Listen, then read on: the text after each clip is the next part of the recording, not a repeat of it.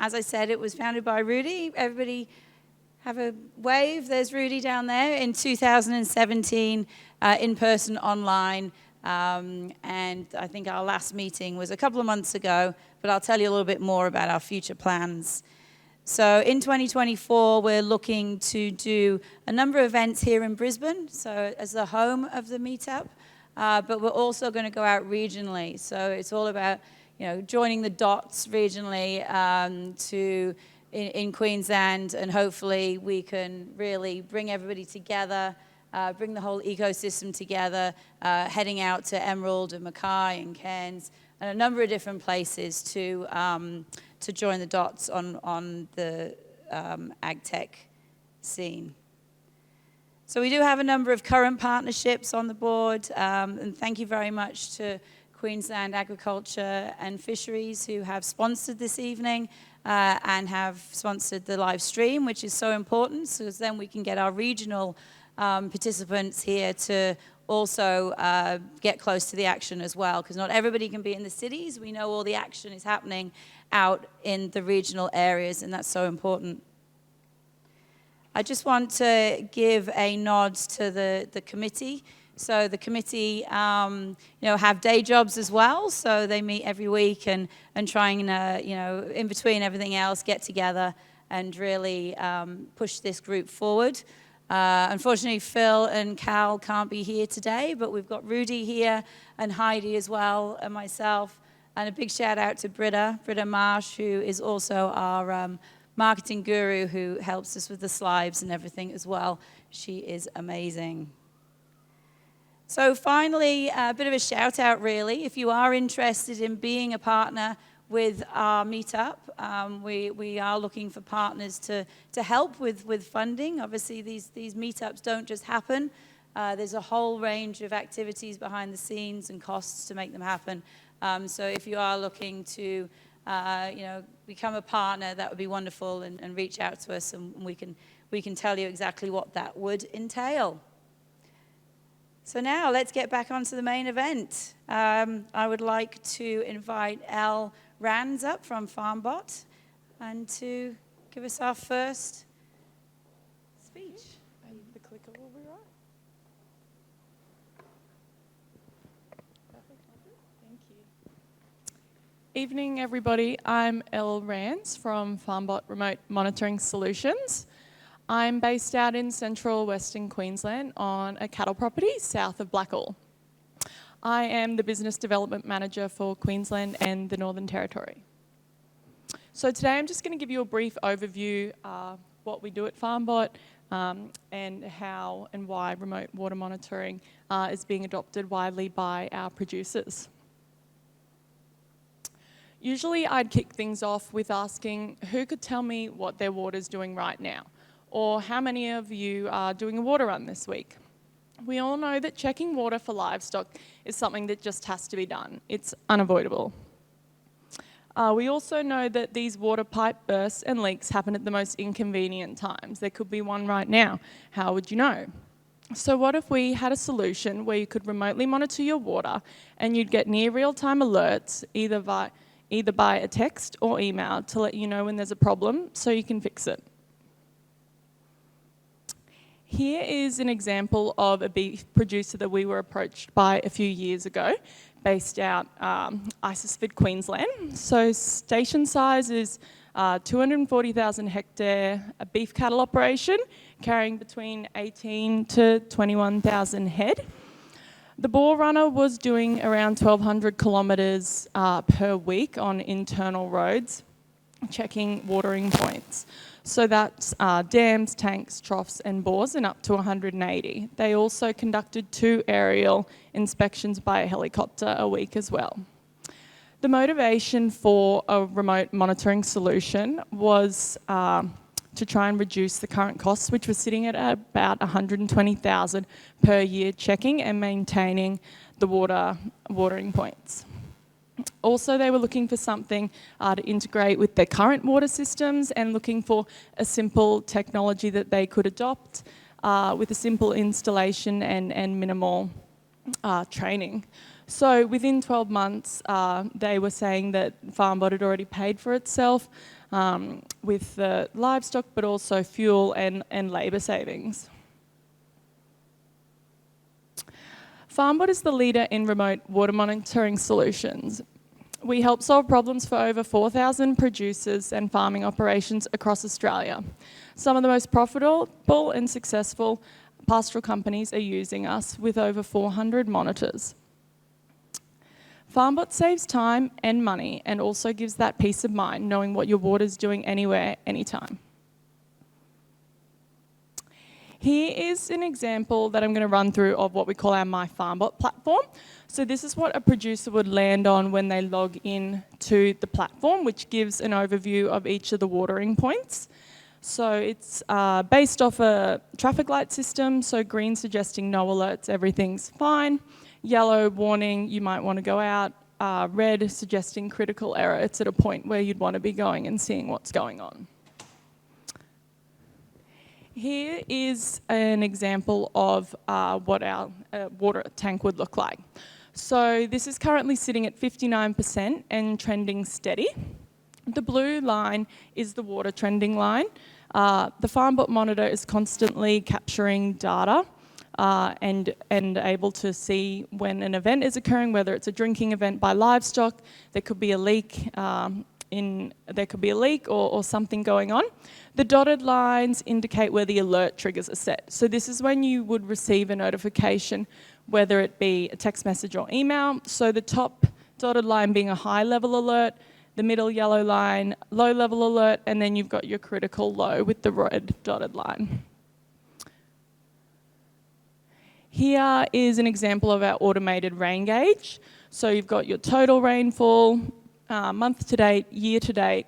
You also have the option to export in the top right-hand corner into an Excel spreadsheet. So lastly, our pump control. We recently came out with this a few months ago, which is giving producers the ability to automate the pump activation of a destination tank, so the actual water level of a destination tank with a FarmBot without needing a pressure valve or a float. The shaded green area is when the pump is active and pumping, and as you can see, the blue line is correlating with that. You can also turn the pump on and off anywhere, anytime, just with the press of a button.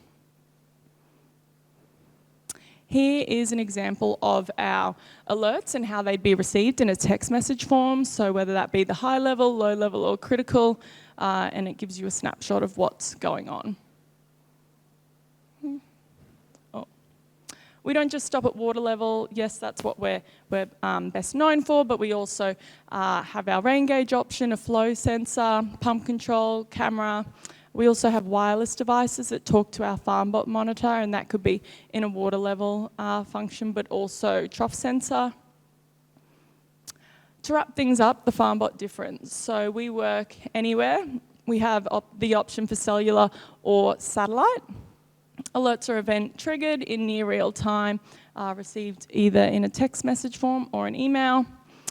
Our hardware is built to last. It's been tried and tested. It's all over Australia in some of the most harsh conditions and stands the time. Trusted by our producers, and it's always capturing the data and storing the data, which gives a really good understanding to make informed decisions. That's it. Thanks, everyone.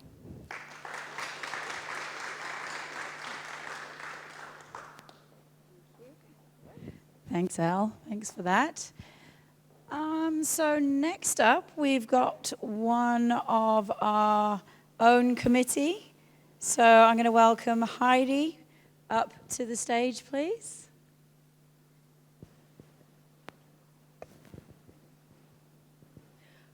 Before I actually start the speech, I've got 2 Ceres tags here to pass around in the audience. One of them is our more recent reusable Ceres Ranch. That's the newest generation. And then I also have this original that I got when we were prior to launch, So just to give you an idea about how the product itself has changed in the last 3 years. Thanks. Okay. So what is a Ceres tag? You're going to get a really good introduction to that by having a look at them. It's the size of a matchbox. It's roughly the weight of a mouse. In fact, I think it's lighter than a mouse these days. And it doesn't require any additional infrastructure, so it sends data directly to low Earth orbit satellite. It's charged by the sun, and the battery itself can last 10 years or more because of that. And along with that, it has enough onboard compute to be able to run algorithms in real time. So we're able to add algorithms and also send out not only regular data packets, but also just-in-time alerts and notifications, and summary information for our newest algorithm, which is pasture feed intake. The Ceres tag platform. So the platform starts at the sale of a tag. The sale of a tag can occur online via our e-commerce system or through one of our distributors. From there, the tags are drop shipped directly to the customer so that they can charge the tags and apply them. While the tag is traveling to the customers can then choose a software partner of choice for that data to then be given access to. So the data from the tag will be able to go to the customer's software of choice. That's because there's lots of different reasons people might want to have a tag. We've allowed the customers to do that. From there, the data is then displayed as per the software partner. So we work really closely with our software partners around that. Pasture feed intake, I mentioned that just before. That's our newest algorithm that has been put on the tag, and I'm just going to have to read my notes on this one. It's based on more than 15 years of research and development by the CSIRO, which they've subsequently leveraged in a lot of their research papers and studies. The ear tag captures data on the animal's movement from the accelerometer 50 times a second every second. So that's 4.3 million times a day we get a data point from that accelerometer. The tag then leverages that data and the machine learning based models to classify the animal's individual behaviours every few seconds. So in order to know what the animal's doing, once the individual behaviours have been identified, an understanding of the animal's day can be defined. So how long has the animal spent walking? How long has it spent grazing, ruminating, drinking, and so on? Once the animal's behaviours are understood, particularly grazing and ruminating, we can then leverage additional CSIRO research to estimate pasture consumption. While the values are estimates, the algorithms have been trained using a range of techniques over, as I said, minimum 15 years on both Bos indicus and Bos taurus cattle in both northern and southern Australian pastures to ensure that any variations are minimised. Now, the final piece of the puzzle here is predicting methane production. There's been a lot of research in methane production over the years, and it's tightly correlated to pasture intake. So the more an animal eats, the more methane it produces.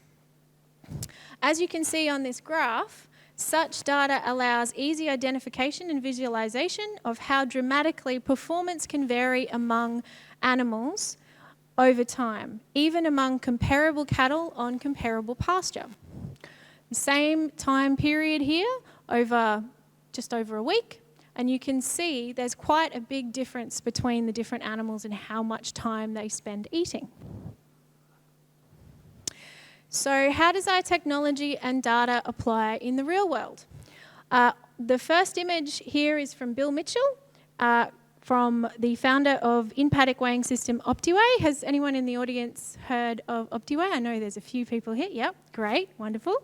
So combining Cerastag and OptiWeigh technologies, we can remotely monitor cattle intake and weight gain, with the results showing, in some cases, animals consuming twice the pasture and therefore producing twice the amount of methane for the same productivity as their counterparts. Quite a big difference in variation.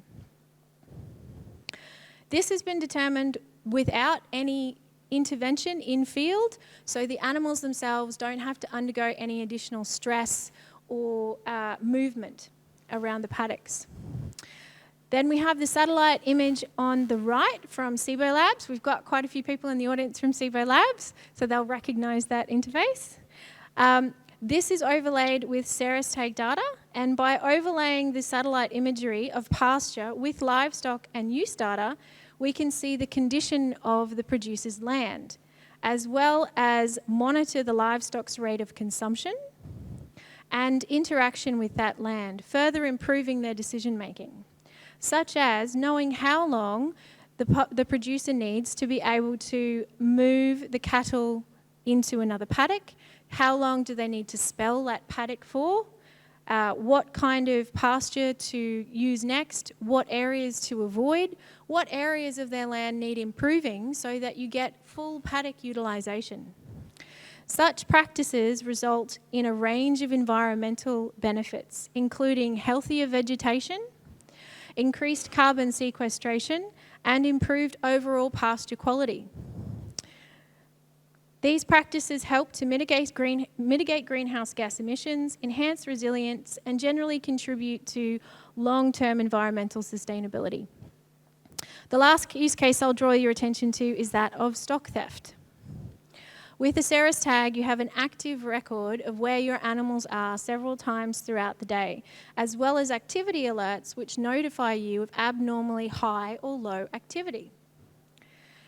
In August last year, we conducted a trial with the New South Wales Police and the University of New England, where they found that our technology significantly shifted the risk of rural offending, making the act much more difficult to complete, while also significantly improving our capacity to prevent and rapidly intervene in livestock theft, track and interrupt the theft itself, and recover the stolen livestock. Because you have that data telling you where the animal, not only where it is, but where it has been over a period of time. Sometimes it can take months for livestock theft to actually be identified.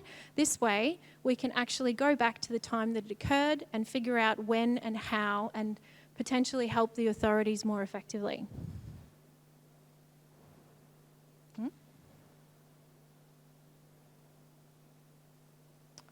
But none of this would be possible without our partners, without our collaboration partners. As mentioned before, we've worked a lot with CSIRO's Data61 embedded systems team.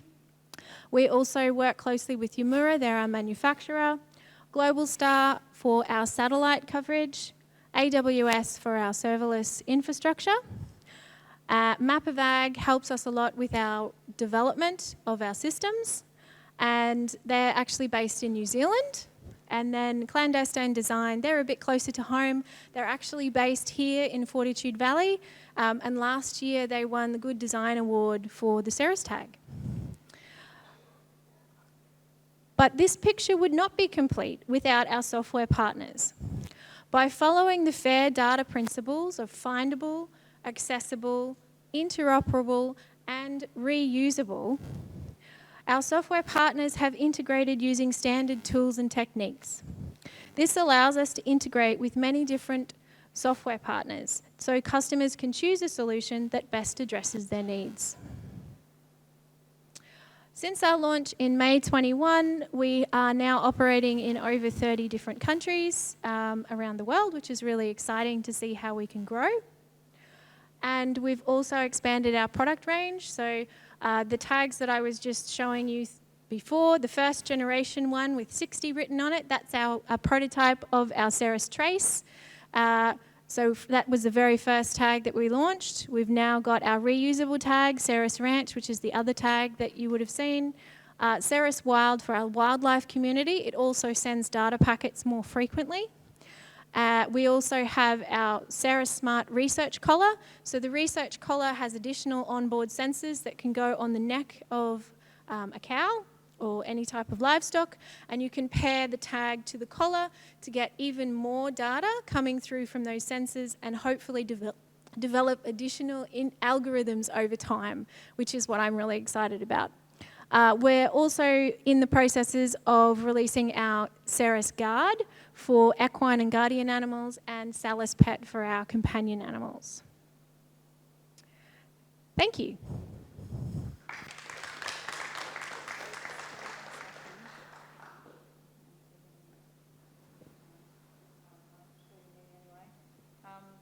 So there's a question from the floor for you, Heidi. It says, how easy are the tags to be removed, i.e., with thieves, somebody who wants to steal the tag off the... Okay. So if you have the Ceres Trace tag, so the original tag that we developed, then it's built to be a one tag, one animal product.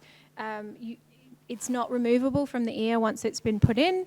And in order to remove that, you would actually need a set of bolt cutters.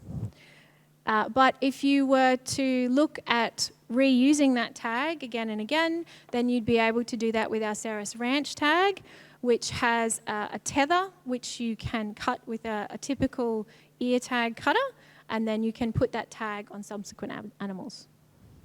Does that answer the question? Hopefully? Yep. I'm sure that does. Thank you. That was an online question. And they're going to hold their questions as well, and when we got the panel up, we'll be able to ask more questions too. So watch this space. Great. Thank you, Heidi. That was great. So we're just going to do a little bit of technical swapping.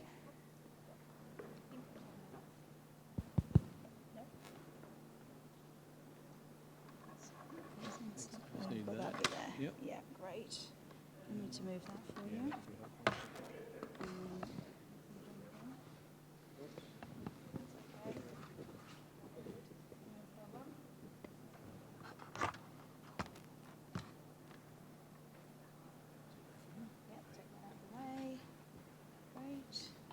Excellent. Thank you. Where's your clicker? I don't need your clicker, do you? Great. Just take a second to come up. Hello. Okay, my name is David Philpott. I'm from Mappepedia. I'm the founder of Mappepedia, and generally speaking, Mappepedia is a product that's used to basically display time series geographic data or location-based data on maps. It can be used to display lots of different types of data. But tonight, I want to focus on the data from Ceres Tag, because this is an AgTech forum, so I won't sort of go into any of the other sort of features of the product. But broadly speaking, if you are interested in finding a way to display data that you might be capturing on Mappepedia, then certainly happy to have that discussion. But for now, I'm only going to show the Ceres Tag data, so it's nice to sort of link in with Heidi. So Mappepedia, it is a web-based product. So obviously I'm going to be showing a product rather than giving a PowerPoint presentation or a slide deck. It runs in a browser, so it can run on phones, tablets, anything that's running a modern browser. And it runs on a Google Maps platform. So what we can see here is each of these coloured dots or squares is the location of a tag. And when Mappepedia first loads up, it defaults to loading the last 24 hours worth of data. So we can move this time slider. So if we look now, so this is actually real-time data here. So we have I think I've lost my connection to my phone. It's all right. I think I've got everything preloaded. So we have the latest data's come through at 6:15, so a little less than 20 minutes ago. And if I move this slider, we can see how these tags have moved over the last 24 hours. And if I press play, we can watch an animation. Now the Ceres Tag data, at least for the Ceres Trace and the Ceres Wild, the data comes through every 6 hours. So what this is actually doing is it's interpolating, it's drawing a straight line from one 6-hour point to another 6-hour point. So these movements are more of a guideline than the exact movements, but it does give you some pretty good insights into overall sort of herd movements and some social behaviours. This data here is actually simulated data. It's not from real tags, but I will show you some data from real tags a bit later on. So you can look at things like the tag data health.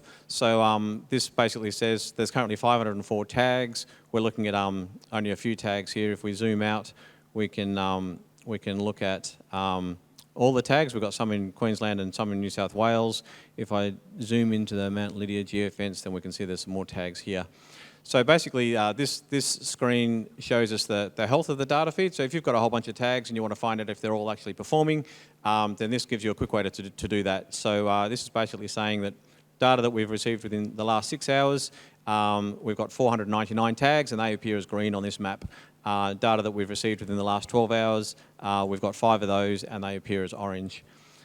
You can also import master data. So if you wanted to put in, additional information such as, the sex or the breed or the age, the date of birth of the animal, you can import that. I won't go into the detail because we don't have much time. You can put in points of interest. So if you do want to, put in your food sources or your, infrastructure or, other points of interest, you can add them there. And it also makes it really easy to zoom to those points of interest. So we've got, POI here for point of interest. So you can zoom to a particular location and it will take you straight there. So if you want to see what's going on at a particular water point, for example, you can just easily zoom to that. There's also geofences, so you can import geofences using KML or GeoJSON, some of the sort of standard mapping formats, or you can just simply trace them out. And so if we want to add a geofence, for example, we can just trace that out and zoom in, quite accurately and place the points where we want to. And then if we click on here, we get free information. So just then I've traced out 4 points, and it was the perimeter is 6 kilometres, 6.4 kilometres, and the area is a little over 2 square kilometres. So you get a lot of that additional information as well. You can also put in tag groups, which allows you to select different colour your animals however you like, and also with alerts. So interesting question before about the alerts. What happens if someone takes off your tag? If a thief wants to steal your animals, how is that going to work? So first of all, if a thief wants to steal your animals and an animal goes outside of your geofence and the tag is on the animal, then you'll get the alert when the next bit of data comes through from that tag and it's outside the geofence. But it's actually a very common question. What happens if they cut the tags off? So there's a few different things to think about when that's happening. So first of all, there's the trace tags, which are very difficult to remove. And the actual Ceres tag is quite a smart tag. It's got an accelerometer on there. So if someone is sort of trying to jimmy it off with a bolt cutter, that would very likely make the accelerometer spike, and you'd actually get an alert within a few minutes if they're trying to cut it off. With the Ceres Ranch ones, which are removable, they're easy to take off. If they were to take off the tag and just say drop it on the ground, there's actually an alert in Mapipedia that will send an alert if the animal stops moving. So if the animal has died, or if it's very sick, or if a tag has fallen off, or if it's been cut off, you'll actually get that alert within a few minutes. So even if a thief comes along and cuts off the tag, you're likely to find out about it quite quickly. If for some reason the tag's actually destroyed, then you can find out that some of the tags are not transmitting data, and it's quite common to hear of situations where animals might be stolen and the farmers either never find out about them or they find out about them 3 months later or something like that. By then it's too late for police to do anything about it. Well, in this case, if they were to destroy the tags, you'd very quickly start to realise that a number of the tags aren't transmitting data, and you'd at least know that something's going wrong, within a day or two of that event. So worst case scenario, you would find out about your animals being stolen within a couple of days. And these alerts can be sent via email or text message, SMS, or WhatsApp as well. Mapipedia is currently tracking tags in about 30 countries around the world, and not just cows, but also quite a number of different species. There's also a feature here for some of the other alerts that are actually in here as well. So you can add as many contacts as you like, but some of the alerts you can actually get like a GPS movement alert. So if an animal, say, moves less than 10 metres in 24 hours, you can get an alert. So if an animal is sick, or maybe it's stuck in a fence or caught in a bush or something like that, or potentially if it's about to give birth, then you can start to get those alerts as well. So there's definitely some alerts in here that can aid with health. And then there's also this ability for links. So the idea is that you can allow people to see your read-only data. You can give them read-only access without having to have an account. So the reason why this was put in place was specifically for police, so that if your animals do escape and you want the police to try and track them down, you can create a read-only link. Anyone who has that link can view your data. So if it's sensitive data, you need to be careful who gets that link. But the idea is you can give the police your link, and then they can just open it up on a browser in the police car, and they can see your data. They don't need to install any software. They don't have to set up an account. They can see your data and greatly increase the chances of recovering those animals. But these links are also useful for lots of other reasons. We find that if you want to give, there's lots of reasons why you might want to give people access to your data. They might be contractors, could be a head office in Melbourne, and you might have a paddock in the middle of Australia somewhere. So there's just ways to give people read-only access, and you can set the expiry date and things like that.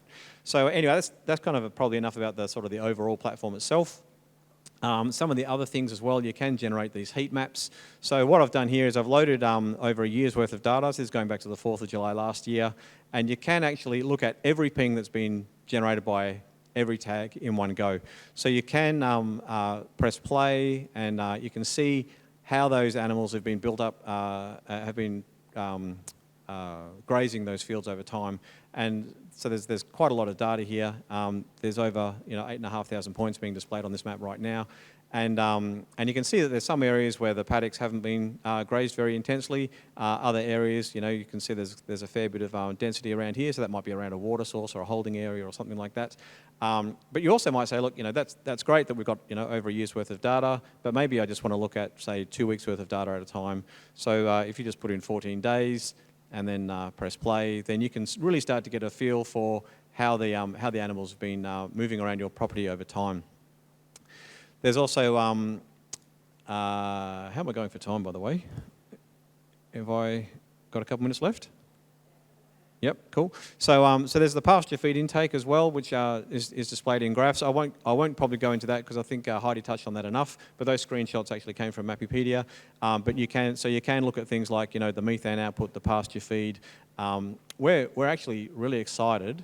We haven't done this yet, but we would be very keen to work with say an Optiway or some other products. Especially maybe if there's a product that is that tracks how much milk is being produced, and we would love to combine this pasture feed intake with weight gain and milk produced, and then we could start to generate some optimization graphs to see the milk efficiency and the weight efficiencies.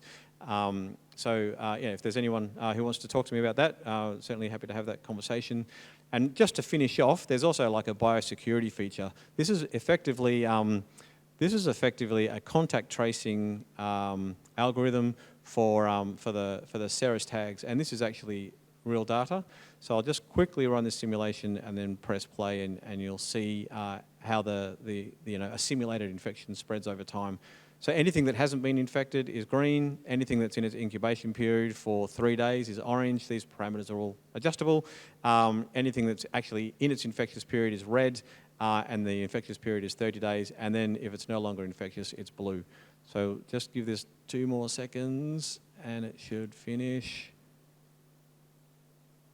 Okay, here we go. And now if I press play, so the idea is the infection starts on the 1st of June 2022.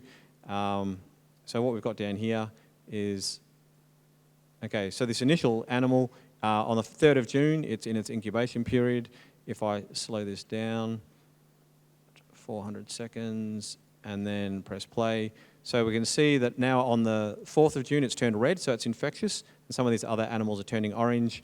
And I'll just sort of let that play through, and you can get a feel for how an infection might spread through your herd, so you can run what-if scenarios and also try and track the source of an infection as well. But I might stop there. But if you have any other questions, feel free to reach out, and happy to talk to you about nerdy data and math stuff and mapping stuff. Thanks.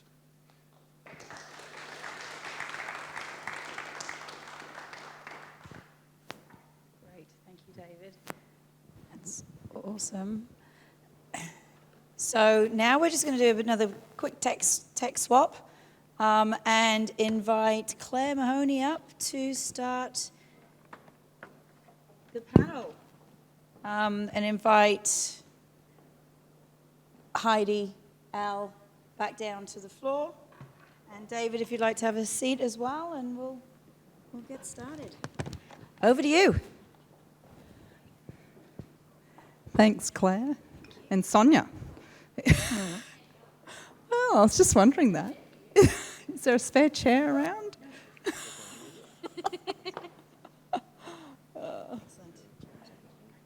that all right? I'd love to sit down.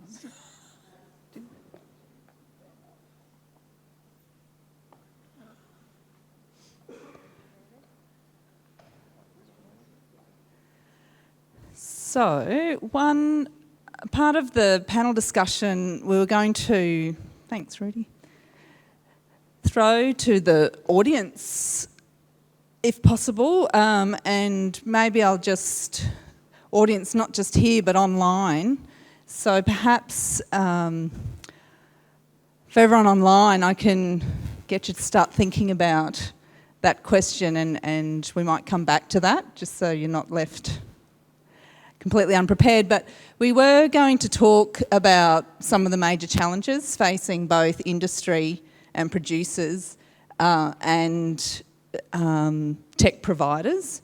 So anyone in the audience or online who falls into the producer category, perhaps you could start thinking about what are your major challenges you're trying to address, or what are your problems, I guess, that you're seeking solutions for.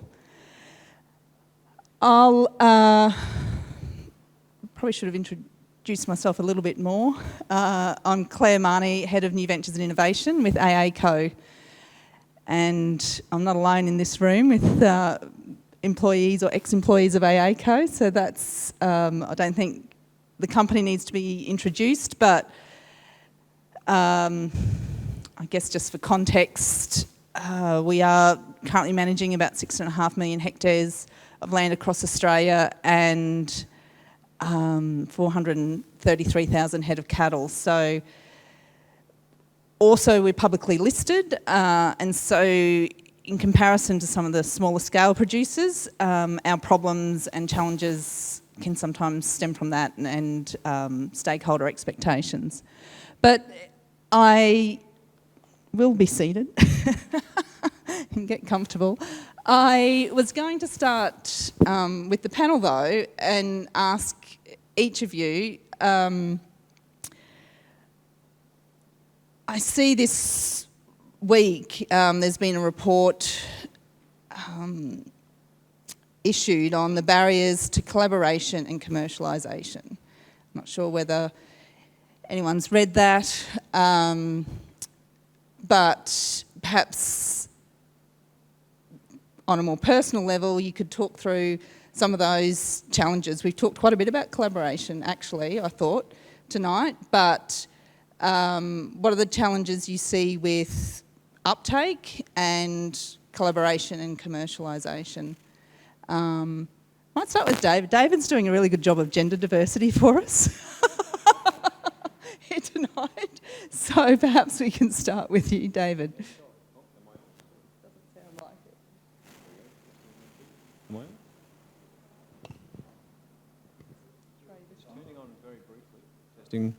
Testing. Cool. Okay. So, yeah, look, good question. I think it's kind of interesting, you know, coming up with a new idea and trying to get it out there and trying to get people to find out about it and get confidence in it, you know, is quite challenging. There are, you know, you really need to come up with a very good story to try and convince someone to do things differently to how they're already doing it. And so the value proposition's got to be there, the ease of use has got to be there. So it's got to, you know, it's got to be practical, it's got to be valuable, and there's certainly, you know, challenges that us as tech providers, you know, really need to take seriously. Otherwise, our products aren't going to get adopted. But we've, you know, there's a lot of people in this room. I see the guys from Seabear Labs. They develop a great product, and you know, the presentations that we've heard tonight. There's some really great products out there and some great tech, and I think, you know, as tech innovators, we really need to find ways to work together and try and make that adoption much easier for the end users. I think overall, I think really sort of trying to convince those people, especially if they've sort of been doing things a certain way for a long period of time. I actually heard quite recently that a lot of the people that have been on the land for a while, there's actually quite a lot of people that are sort of coming up to retirement, and there's a lot of new sort of younger people, more tech savvy people coming through, and so it wouldn't surprise me if over the next sort of 5 years or so, the uptake of the acceleration of tech in the AgTech sector will really start to increase as newer, more tech savvy people that want to try and do things differently really come on board. Not really sure how to follow that. That was a very, very good overview. From my own experience, I would say that several years back, maybe 15 years or so ago, I would say that a lot of tech that came into the ag sector wasn't really trying to figure out what the problem was. And it wasn't that user-friendly. I think that's something that we're getting a lot better at doing. It's becoming a lot more user-friendly. We're actually asking the people who are going to be using it what problems they're trying to solve. And at the end of the day, they're not going to adopt it if they don't have a problem that your technology solves. So really trying to get to the crux of what they're trying to solve, because that then helps the community and everybody can learn from it again. And also harking back to the findable, accessible, interoperable, reusable, the FAIR principles. If we can all work together collaboratively, I think we can actually get to the crux of what problems people are trying to solve, and together we can solve them. I don't know that any one piece of technology is ever going to be a silver bullet. Technology moves too quickly, and people have so many different requirements, things that they're looking for. There are lots of different sized organisations, as you pointed out before. People will have different problems they're trying to solve. You're singing from my favourite songbook, Heidi, about validating problems and solving problems that need to be solved. So my name's Sonia Komisky. I didn't present earlier, so I want to introduce myself. And I really look forward to reading that report. It'd be good if maybe we can drop a link out to the people that are online and that attended tonight, Claire. I think they're two quite different topics, so I'll probably focus on the collaboration piece rather than the commercialisation.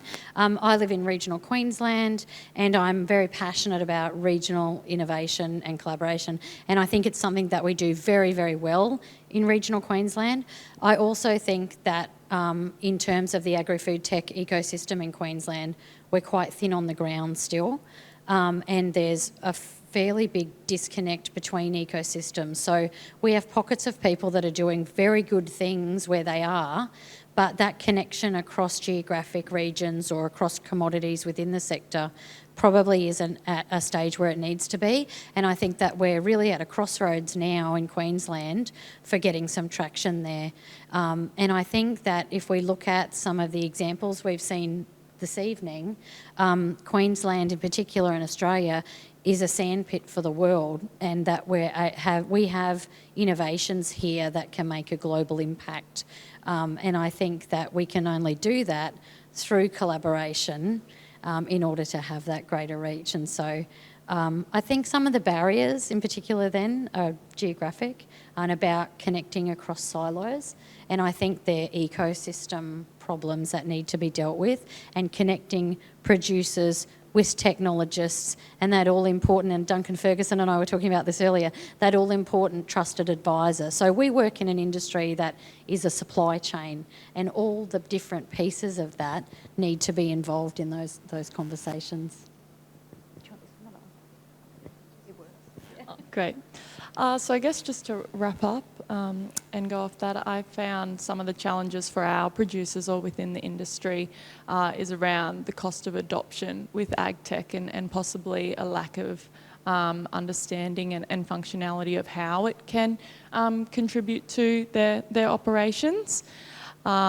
I think that the capital outlay is definitely one of those barriers, and in terms of collaboration or support to give them for our producers is through the government is with their incentives and rebates. We've just seen recently they've announced a $30 million rebate scheme through the on-farm connectivity grant, which is giving up to 50% rebate on hardware.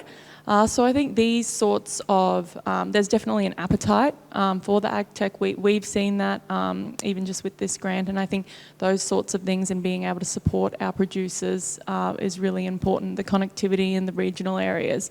I know the likes of Telstra are working timelessly to try and get that everyone well connected, the regions and with the metros too. So.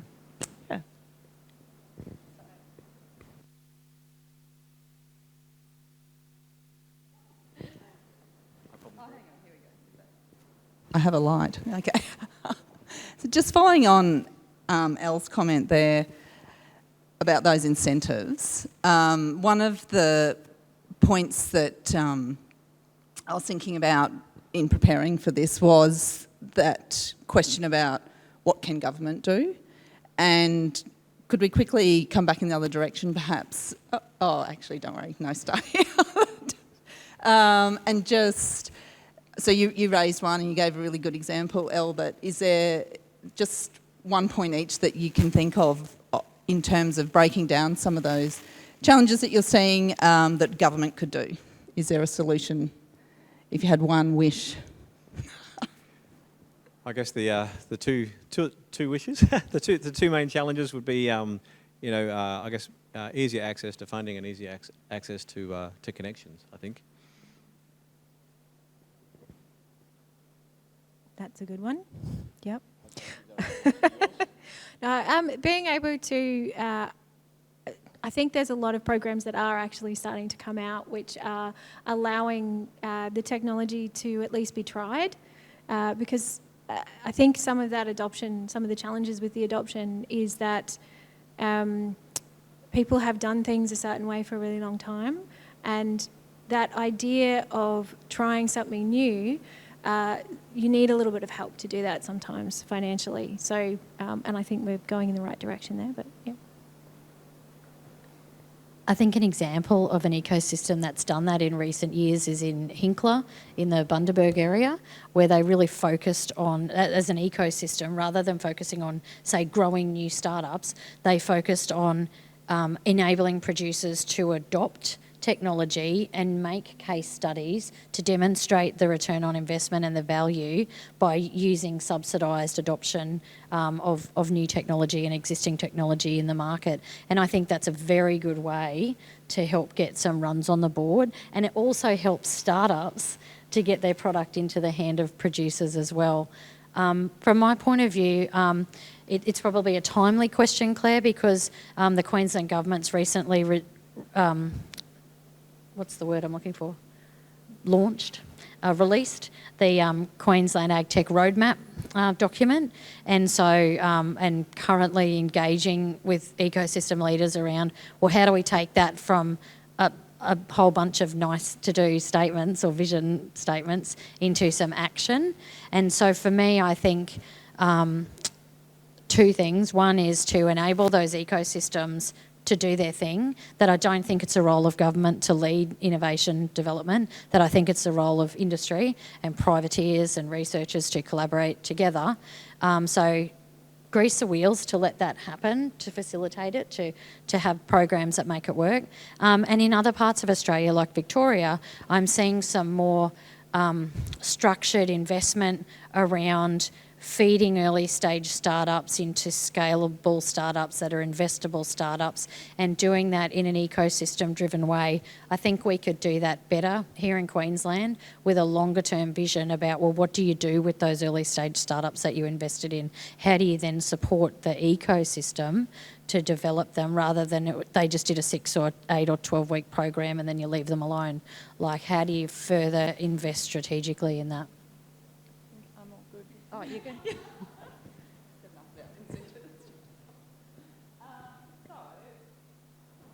The other part of the first question, I guess, was what are the challenges or what are the problems that producers are facing?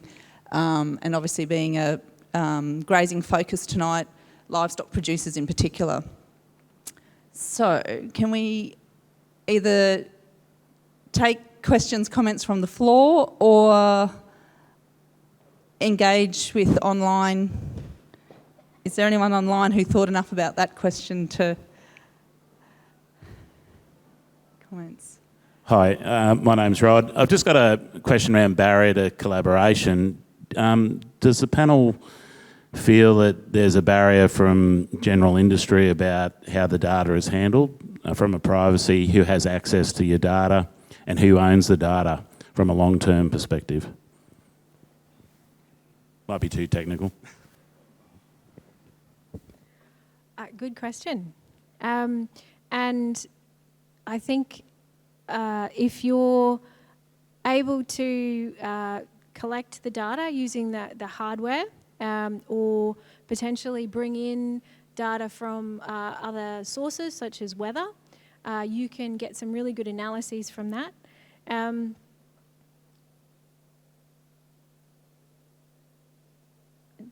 Sorry. I guess where I was, my thinking on this line was like your hardware is collecting a lot of data about cattle or other animals, also weather data, water, pasture usage, etc. Who actually owns that data in the end? Like if I'm a producer, I've paid for the infrastructure to go in. Who has access to my data from a privacy perspective? That's something that, as the owner of the hardware, that's something that you get to choose, depending on, I guess, the hardware itself. But in terms of Ceres Tag, you're able to provide access to that data to multiple software partners if you wish to, or to other third-party providers so that you can get more out of that information. We also underwent ISO 27001 certification. Yep, okay. You're aware of it then? Yep. Yep, cool.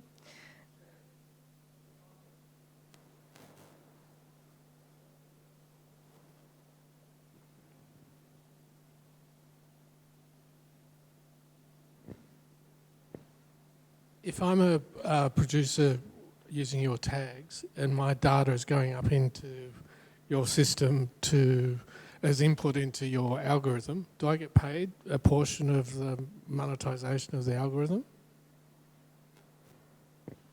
So the algorithm itself sits on the tag, and it's been developed over 15 years with CSIRO. That data then goes through the system to you. You're able to then use that information in... So you're not using... So you're creating you're using an algorithm that someone else has made. My data is going into that algorithm but going nowhere else, and you're not... So I use an analogy of a cake, basically. So you got the ingredients of a cake, you're making a cake, and you're selling the algorithm as the cake. So my ingredients go into making a cake, basically. So what I'm really saying is you're telling me that my data stays local.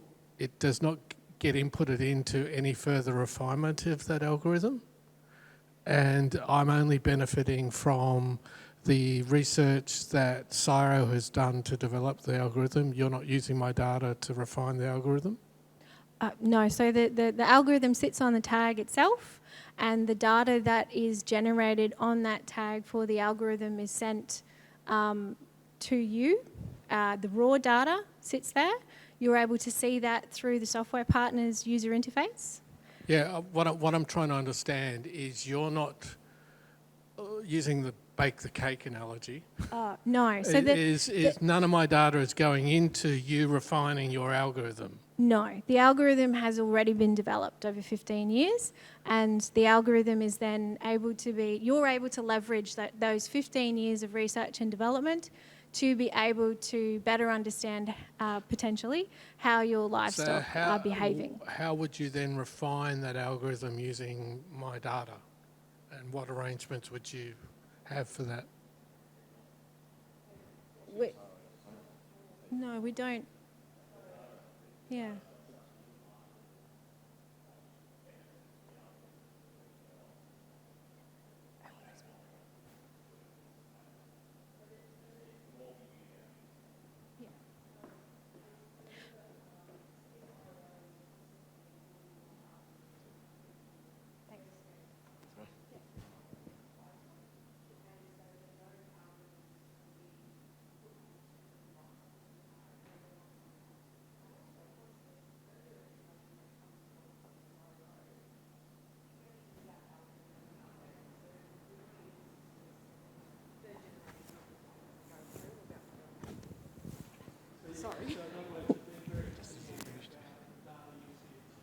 The farmer's data in terms of refining the algorithm. The algorithm is a product of your collaboration with Syra, basically. Correct.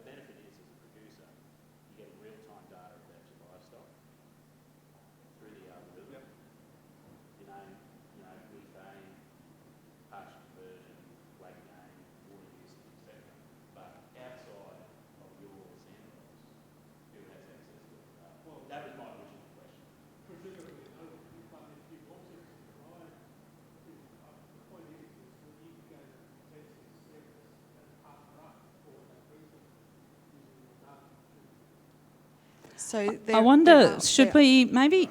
No, I'm just conscious of time and people online as well. Would this be... I don't know, Rudy, would it be better to take this offline as a bit of a chat afterwards and maybe try and throw to other questions online? Is that fair? Sorry, don't mean to interrupt, but just in terms of keeping... If I could just sort of say maybe one or two comments. I think they are good. They are great questions. And as we move more and more into the AgTech space and more data becomes available, these are important questions to understand. If you're a farmer and you want to go out and buy a product that's going to be generating data, who owns the data? And it's not always obvious, and it depends on the product. Does the farmer own it? Does the manufacturer of the device own it? And how does it get shared? And questions like, if you're using my data to improve algorithms, should I get money from that? But most of the time, I believe the answer is going to be no, because they're using everyone's data to improve the algorithms, and you're benefiting from that. So you all sort of benefit from those improved algorithms. So, but really, it's kind of like a case-by-case basis, I think. But they are things that people need to be aware of. My name is Marcos. I have a question for Mapipedia. Looking at the website, I could see that you are using like limitations to send the alerts and to do the analysis. That is what I understood.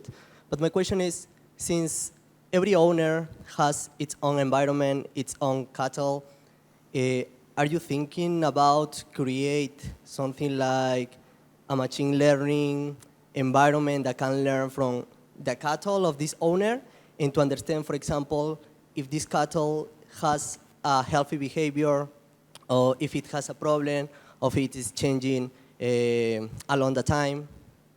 Yeah, definitely, and we're certainly open to hearing people's ideas. So some of the types of alerts that have not been generated but could be generated, for example, is so there's an accelerometer alert, and if the animal is stressed, maybe it's in a fight or it's being chased or something like that by a wild animal, that single animal will generate an alert. We could potentially make a group alert so that if there's a group of animals being chased, then that might be a stronger indicator that someone should go out and take a look, because maybe they're being mustered, or maybe there's something spooking the herd. There's also things like, we can monitor how far every animal has moved every day. So you could start to look at, if some animals are moving less than others, why is that? Is there an injury there? Is there some kind of health reason for it? Certainly, yeah. So certainly happy to have those discussions, but there's lots and lots of different types of alerts that could be generated. We just need to work out which ones based on what people are looking for. And for SerStag, I could see that you are working with AWS. It is like me, like the owner, I need to rent the AWS so I can storage my data there, or it's more related. What is the work that you are doing with them? So AWS is used to get the data from satellite to the software partner. It's not used for any analysis or anything like that. Yeah, we use it for part of the platform to get the information through to the end user. Yeah, because my question is, SerStag takes the data, but me, like the owner of the cattle, of the environment, of the farm, how do I have the power to decide where I'm going to save my data, where I'm going to store my data? Oh, right. You don't need your own Amazon account. Sorry. Yes. My brain's still a little bit fuzzy. You don't need your own AWS account. You just need to purchase the tag. Within the purchase of the tag, you get 3 years' worth of satellite data transmission, and it's all just in the purchase of the tag. There's nothing additional to that. It's meant to be as user-friendly and plug-and-play as possible. You do need to choose a software partner, but that's it. Thank you very much. So go up the back to Duncan. Duncan, for a question. Duncan Ferguson from Farmers to Founders. Data is a question I guess we've been dealing with probably since my first investment in a livestock management system 20 years ago. But I guess the point under that Australian Farm Data Code, the second release of that came out from NFF in May this year, provides really good guidance on this whole discussion, and I think it will be an ongoing topic for a long time. I do actually have a question though. Coming back to your collaboration point, a lot of you spoke about the importance of trust and relationships through the value chain with partners. SerStag is an obvious one, and I know Sonia's been talking to universities. They're funded, and RDCs invest in, MLA invest in a lot of research. How do you find collaboration with them and getting technologies out and finding what's in there and sort of working with them in solving technology problems? And I'm interested in that from both startups and also, Claire, with a large company like AACo. Was that a general? I'll answer that for us. It was a general question, but you guys obviously have a strong relationship. Yeah, so we do a lot of collaboration with universities and research institutes. That's part of how these algorithms have started to be developed, and it's something that I get personally quite excited about, with the idea of getting more and more algorithms out there to help producers as time goes on. So part of that is getting tags to the research and development groups so that they can then start collecting that information and developing the algorithms. I can probably speak. You go and then I'll speak. So from my point of view, I work with a lot of startups in the field, and I'll be frank with you, a lot of them have been burned very badly through their relationships with university, and it's almost always around IP. And I think Australia, I don't know what the answer is, but I think Australia has quite a way to go in addressing that issue, because I think for some startups out there in Queensland and other parts of Australia, it discourages them from working with universities, and they will often run away from deals that universities are sitting at the table. I know other startups that are trying to spin out of universities who are having difficulty negotiating terms because they don't have very robust commercialisation models. That's my notes from the field. It's a very sticky, unattractive place right now. Yes, I'd support that statement. We certainly work across a range of complexity of projects with universities and stage of development. And I think from the producer's perspective, there's always that pragmatic approach and talking about the value proposition previously, and a big part of that is the jobs to be done. So it's that outcome, it's the application that's of interest, and that can sometimes be in conflict with not just the detail around IP ownership and the maturity of commercialisation structures within research organisations or others, but it can also be in conflict then with working with startups that are trying to commercialise, whether it's come from research entities or others, and then you move into that conflict of capital raising as an objective more than the product that's trying to be developed. And to me, though, that goes hand in hand with IP, like security of IP, certainty around cash flow, the need to capital raise, that they're combined. And partially, we're working with a few startups coming out of universities and would say it's more complicated. You're finding people, it's their night job they're doing with us, and their day job is still within a university in some form. So it certainly is challenging, and I also don't know what the answer is. I'm also still surprised to see today cool tech looking for problems to solve. I kind of thought we were in a more mature place than that. That we have people who've spent a lot of time and money inventing solutions that didn't have a problem.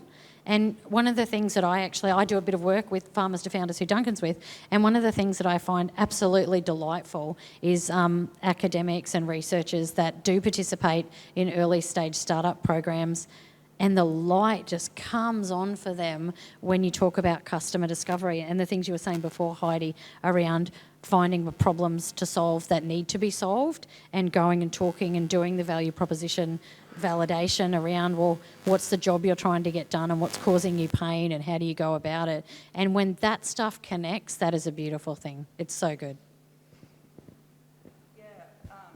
Jeanette Barnard wrote this week, I don't know if anyone follows Jeanette and Prime Future's blog, but she wrote about that. I've shared it with Phil. He read it front to back, didn't you, Phil? But the jobs to be solved, one of her examples was no one needs an ear tag, but we need identification, we need location, we need all these other outputs. But and I think that then, producers can often be very focused on that job to be solved, and the identification, location and the IP related to that can be frustrating. Take another question from the floor. Hello, here. yes, my name's Emily. Full disclosure, I work for Nutrient Ag Solutions, so I'm not speaking on behalf of them, I'm speaking on behalf of myself here tonight. Might I suggest that part of the reason that startups are looking for problems to solve, but we all talk about lots of problems to be solved, is because we don't have a significant or connected source of customer research. So what you're all talking about in terms of, being able to understand customer problems, all of their jobs to be done and the outcomes that we need to service, and we need these technology partners to service with us for. When you go and talk to a single producer in a single area, to your earlier point, Sonia, they have a very clear problem. But we don't have those problems all joined together on a smorgasbord for startups to be able to tap into and understand that problem really well. And grazing production is so incredibly varied between northern and southern systems, and what type of production system. We are in a super complex industry, which is why it is very important, and also I would suggest we enable government to fund connectivity about information in this area so that startups actually have a good base to work from, so that they don't have to spend a lot of money or our investors' money trying to find those problems in the first place and figure out what the market size is for solving those problems.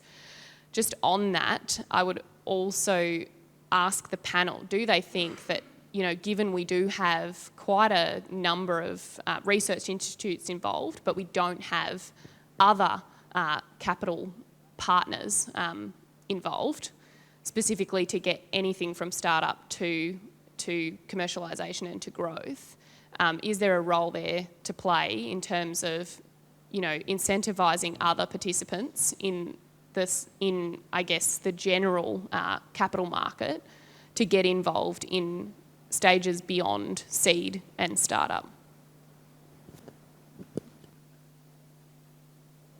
I think in Queensland we see the Venture Capital Development Fund that's recently been launched out of QIC on behalf of the Queensland Government, looking to invest in later stage startups. I think it comes back to ecosystem development though, is where are those investable startups coming from if we haven't done some work in investing in the development of early stage startups and de-risking their path to growth.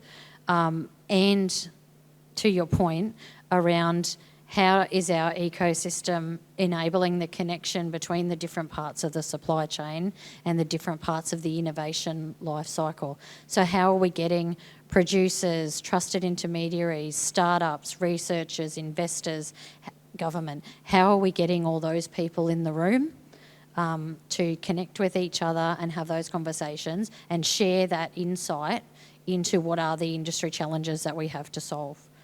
So I genuinely think greasing the wheels to make that happen is the role of government rather than actually doing stuff, if that's not too simplistic a response. Does anyone else want to comment?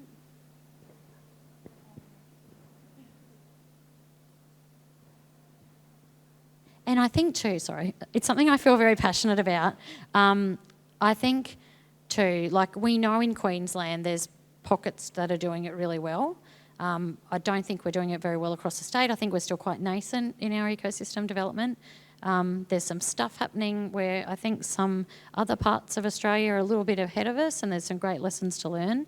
But I'm also interested in how, as a nation, we can actually be working together and leveraging scale of economy and sharing insight across our state, our imaginary geographic borders, and leveraging things like AgTech, use adoption of farm data code. Like, I'd like to see us work a lot more closer together because, a rising tide floats all boats, and I think we often hoard knowledge and intel and relationships because we think we're going to lose something. But I don't think, and if you look at the example of, say, Boulder in Colorado, that's the antithesis of that. It's about giving and sharing, and what people are doing here tonight in connecting with each other, that makes it's a secret sauce that makes innovation actually work.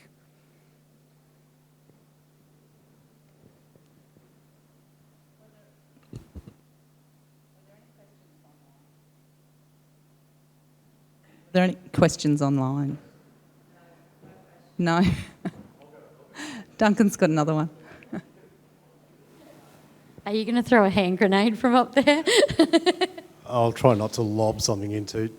Emily, I'm keen to speak to you about that because there is, to Sonia's point, farmers to founders aren't just about putting bums on seats in programs. They're actually about trying to build the whole the whole ecosystem. And we're looking at a solution like that because, like Sonia said, it's not government's role to build it, it's to grease the wheels. And so we're trying to take that on and build a sustainable model around it as well, not just something that relies on government funding. Maybe going back to the commercialisation, but I think I'm interested in the approaches of everybody on the panel, is in that commercialisation review, the number one recommendation is that Australian businesses don't have the need or the appetite to innovate.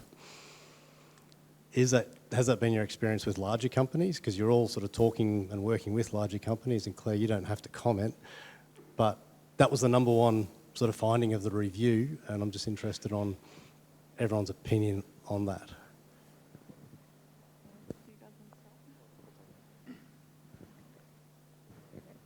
It's a good question. I think it's kind of amusing and kind of frustrating.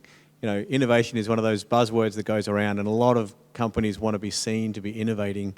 But if you come to them with a brand new idea, no one wants to be first. They want to innovate, but they don't want to be first.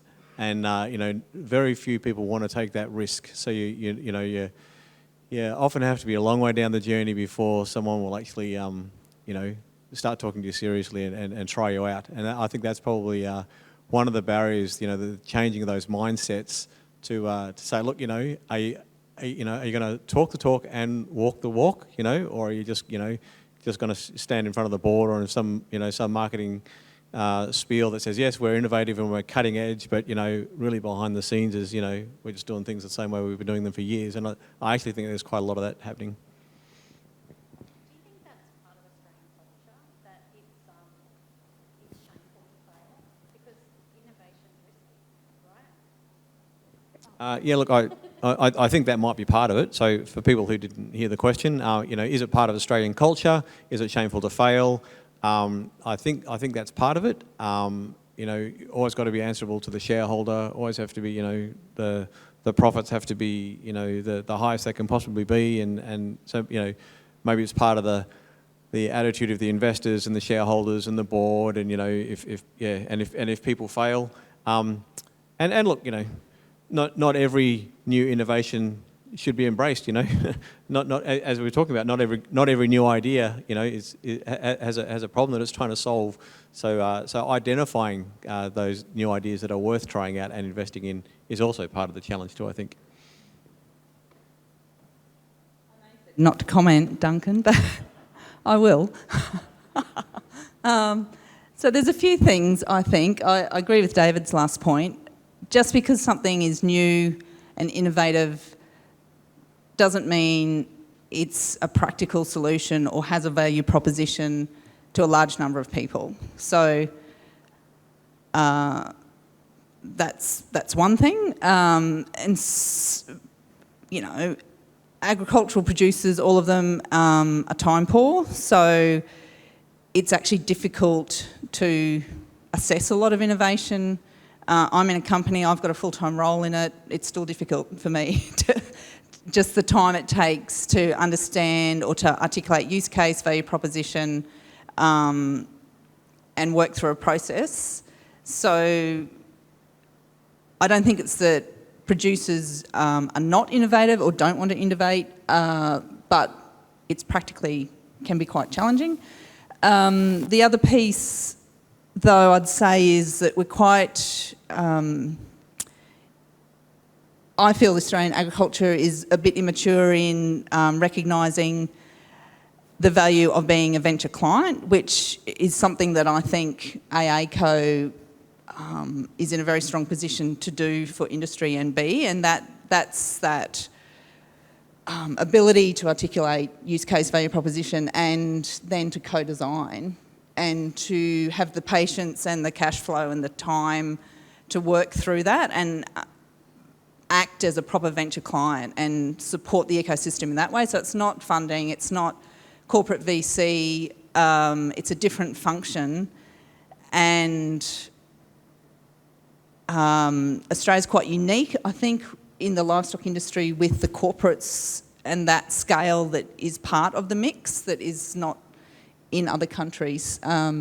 So that's a bit of a passion of mine, that venture client position, and how that then, though, intersects with venture capital, government incentives, building ecosystems, so that, as Sonia referred to, we're all rising on the tide, because I think in general the farming community is one of the most innovative in terms of inherently people are just innovating on a daily basis, but it's how we build that into an ecosystem and welcome in those externals that bring a completely different set of skills, I suppose, and that mutual respect, so that there can be a co-design process that's really effective.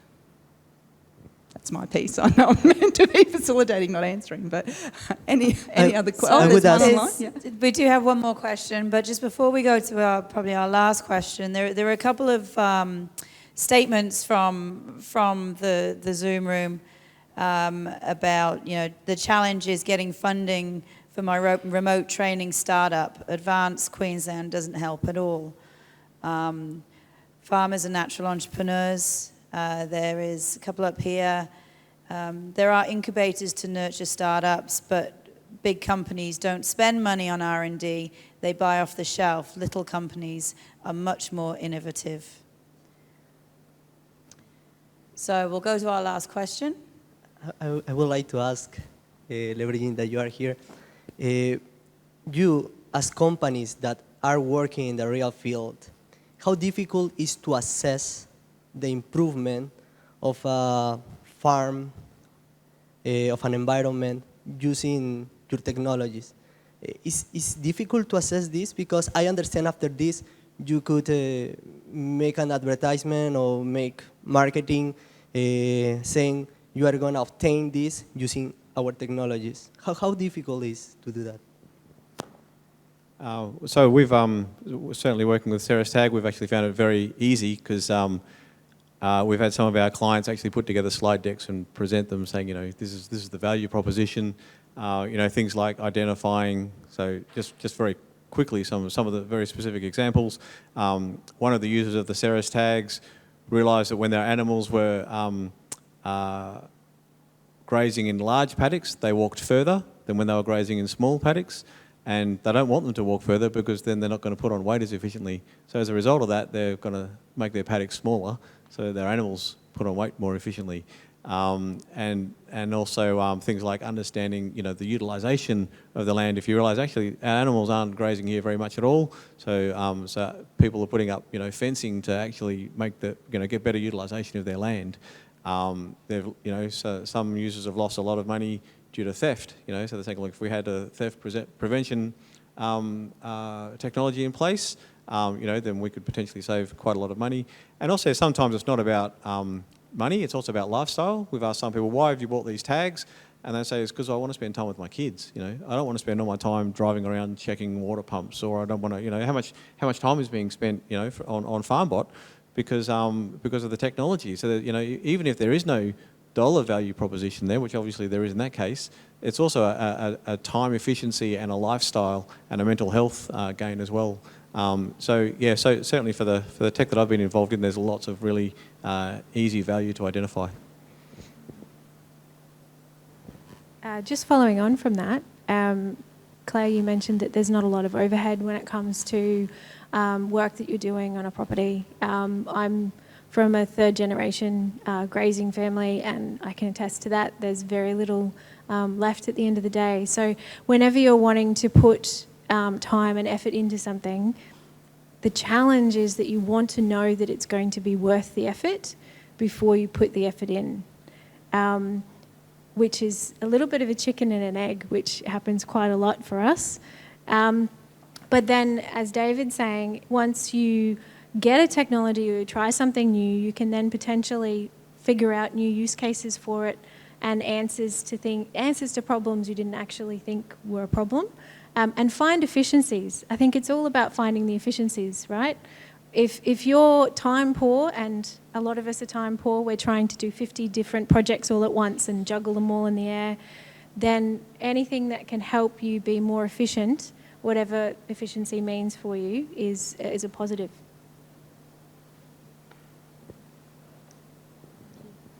So I think similar to both David and Heidi, I wouldn't say it's difficult. If anything, it's really easy understanding how our producers have found the benefit and the long-term gains, I guess, after implementing FarmBot into their operation.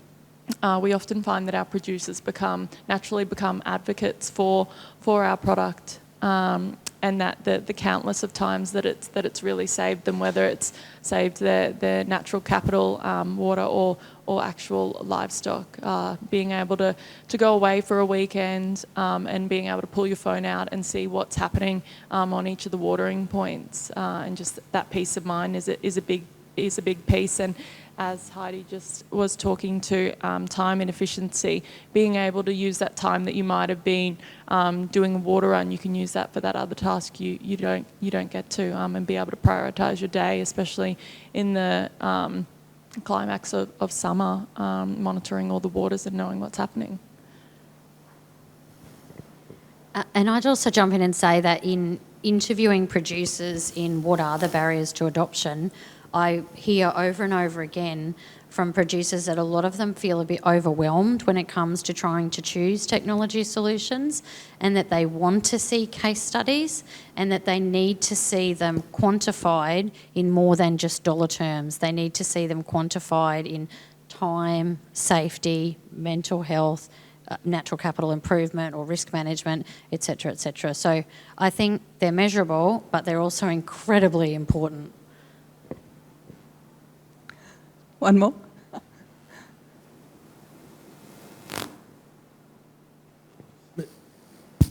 I've just submitted a PhD on the value proposition. I know, you told me earlier, and I'm very excited to so read it. I'm fascinated to have just listened to 5 minutes where there is a whole lot of discussion about the non-economic value. Yet, and for many of the business cases, in inverted commas, we're still doing cost-benefit analysis. Also for many of the funding programs to do research I and field will, trials. I will shut up, but I think I've just made my point, is there is so much non-economic in what you've just said, and we're still doing financial cost-benefit analysis. So maybe to wrap up,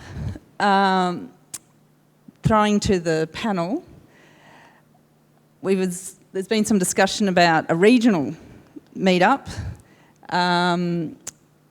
So people who are present and people on the panel, what's your thought about that? What's your thought about getting out into the regions and this, how successful you think this would be, what the engagement might be? What's your one-line answer to your thoughts of packing up and going west to... Well, I would like to start by saying I'm from Emerald. I live in Emerald, and I would love to have you guys visit. Here's my invitation. Please come and hang out with us at a meetup and come and see the innovation, connect with people. We're the home of Swarm Farm Robotics. We're the home of Duva from Span Engineering, numerous other awesome innovators. And we're also an agricultural heartland, and in a good season, punch out over $1 billion in regional value. There's some pretty big numbers and a pretty good opportunity for making some changes around innovative practice. So please come to Emerald. Or Elle can invite us even further west to Blackhall. We might need a bus or two. No, I think that honestly it would be great to see these sort of meetups happening out west in the regional communities. The accessibility and the networking and just being able to connect with the people in the region that we're all here for today, hearing it from them firsthand and having their input, I think is a great idea. So definitely on board for that, and look forward to where we go next. Heidi and David, did you have comments on? Yeah, I'd love to see more producers come along to these things. It's something that seems to be one of the things that I really enjoyed about the very first meetup I went to back at the beginning of the year of this type with Rudy and Claire was there were a few producers that came along that could actually speak to what was going on for them and what their issues were, and I'd love to try to keep that going with this group. Yeah, look, I'm really passionate about talking to people and listening to their stories and you know, finding out about their issues. And I suppose, you know, maybe an interesting question to ask of the, you know, of the audience in general, you know, how many of us here are, innovators and, you know, tech startups, and how many of us are producers? You know, if the producers, you know, don't like jumping on Zoom and, you know, don't come into the city and attend something like this, then going out to, you know, where the problems are and where the people who could benefit most from some of these kinds of discussions, I think makes a lot of sense. Thank you. I might hand over to Claire, will I, to wrap things up for us? The other Claire. Yes, the other Claire. Great. Thank you, guys. That was great. And 100% we'll take up your offer. We'll come to Emerald. We'd love to do that. So I think this is definitely a really good step towards the collaboration piece. And everybody in this room is part of that. Stakeholders, producers, tech developers, students, academics. We're all part of the puzzle. So thank you very much for coming today for the first one of the next series. So we look forward to welcoming you again next time. So watch out on the Meetup page, and we'll definitely be drip feeding some more information. Rudy, any last final words from you? I just want to thank everyone who came, especially I think we've got 40 new people for this meetup, so that's really great. And this is a community group, so please speak up, say what you want, say what you're looking for, and we're listening. So the only negative feedback we got from the last one was that the video feed was terrible, which it was, and now we have Tony, and I think it's going to be like 1,000 times better than it was the last time. So thank you, Tony, and yeah, and thanks to everyone for coming.